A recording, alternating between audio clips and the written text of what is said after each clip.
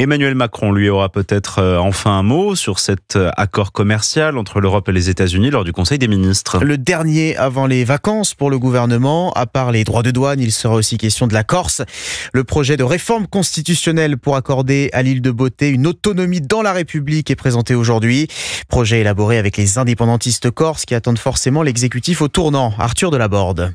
Le président tranchera-t-il en faveur de la version défendue par François Bayrou ? Pour l'instant, l'Élysée garde le silence. Mais selon plusieurs sources, Emmanuel Macron serait prêt à soutenir le projet tel qu'adopté par l'Assemblée de Corse en mars dernier. Un texte qui s'écarte de l'avis restrictif du Conseil d'État. Une manière aussi de ne pas désavouer son Premier ministre qui insiste pour que l'État tienne parole. Mais le chemin parlementaire s'annonce semé d'embûches. Le projet devra être approuvé par le Congrès. Et c'est là que les choses pourraient sérieusement se compliqué, notamment au Sénat. Le ministre de l'Intérieur, Bruno Retailleau, ancien président du groupe Les Républicains au Palais du Luxembourg, fustige une réforme qui, selon lui, introduirait la reconnaissance d'un communautarisme et la notion de peuple corse. L'actuel patron de LR pourrait ainsi peser de tout son poids dans une chambre haute à majorité de droite.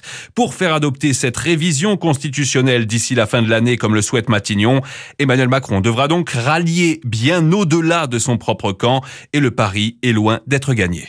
Arthur Delaborde.